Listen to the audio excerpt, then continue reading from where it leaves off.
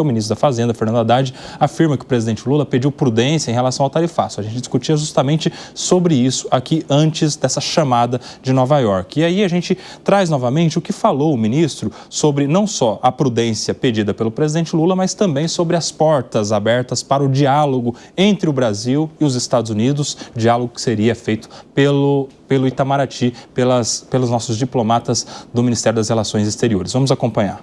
Como as coisas mudam a cada 24 horas, né, no plano internacional, não há uma diretriz clara e as pessoas estão com muita insegurança sobre o que está acontecendo com o governo dos Estados Unidos, não é possível nesses poucos dias transcorridos de fazer uma avaliação criteriosa. Então, qualquer coisa que eu falasse aqui pode ser desmentida amanhã, a depender dos desdobramentos do que vai acontecer.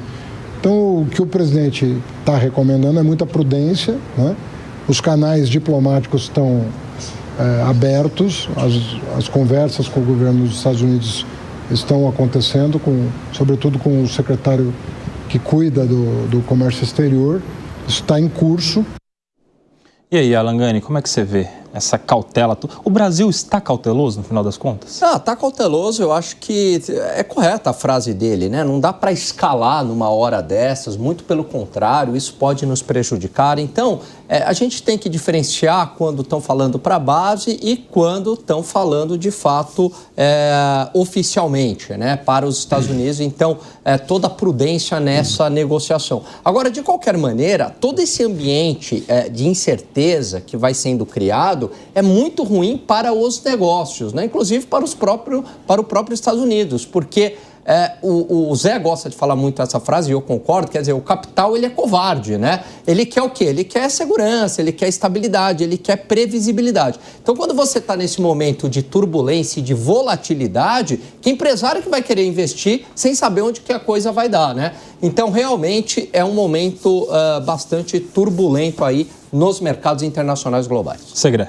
Agora vai ter uma outra desculpa, o ministro, para jogar a culpa em Trump pela saída no primeiro bimestre, que não tinha muita relação com isso, de 15,8 bilhões de dólares do Brasil, a maior saída em tão curto prazo desde a série histórica, 1992, se não estou lembrando mal, pior, inclusive, indicador que no trimestre da pandemia, que saíram 11,8 bilhões de dólares.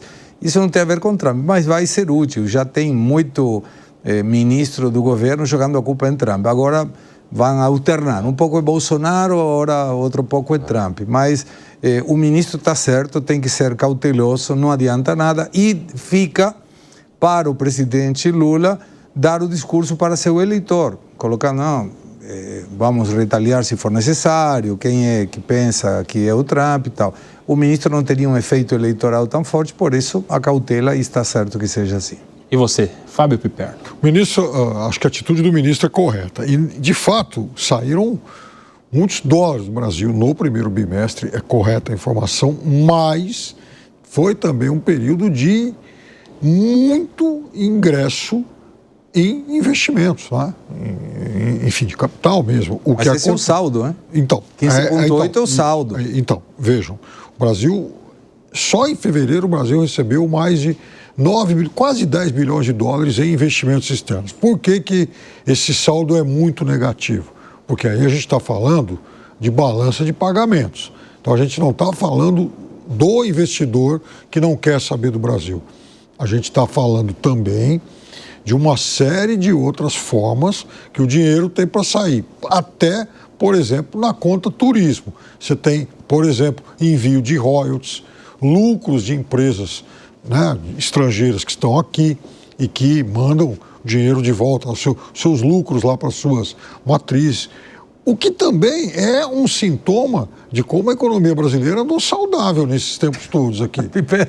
Saída de dólar é saída de dólar. Você pode maquiar do jeito que quiser. Não é maquiado, mas quando você tem 15,8 bilhões, que é o maior número no primeiro bimestre de qualquer país, desde a série histórica de 1992, só você para ver que isso é uma boa notícia. Não estou dizendo que seja uma boa notícia, eu estou dizendo que, até pelo fato da economia estar saudável, isso também estimula, de certa forma, a saída. A economia está saudável? Não, tá nada, imagina, está saudável. O endividamento aumentou, déficit primário. Mas as empresas estrangeiras estão lucrando mais. Eu diria o seguinte: seria uma ótima oportunidade para o Brasil fazer a sua lição de casa para tentar atrair esse capital para uma economia emergente. Mas, infelizmente, a gente não vem fazendo essa lição de casa. Não tem investimento externo? Não entra, mas poderia investir muito mais. E, você viu, qualquer respingo lá nos Estados Unidos, o dólar, disparou.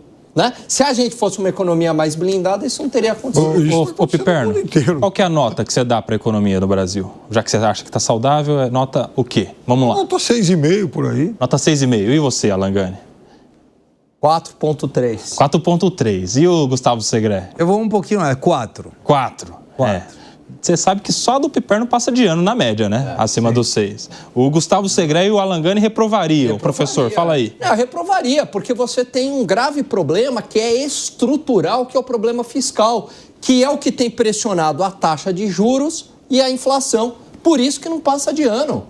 Não passa de ano. Repete. O professor Segré também reprova. Eu reprovaria e vou justificar. Quando você tem um déficit fiscal que não tem nenhuma preocupação de ser sanado, quando você tem uma necessidade de financiamento com uma taxa de juros alta, em que a política fiscal do governo solta dinheiro, inclusive com consignados na CLT com juros maiores ao que pagaria qualquer pessoa que vai num banco qualquer, sendo que o consignado tem a garantia do salário.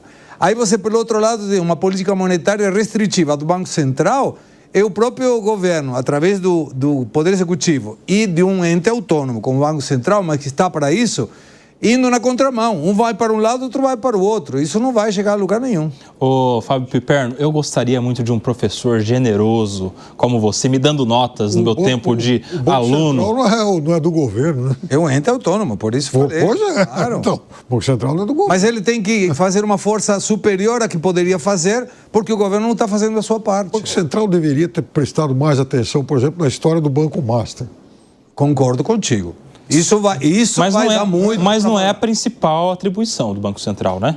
E aí? A principal é o controle da inflação, mas ele tem uma função regulatória, sim, né? Então, enfim, isso aí deveria ter... Nisso aí vocês concordam, então? Eu diria para você que dá para discutir muito, mas muito, do que o Banco Central tem feito de muitos anos para cá.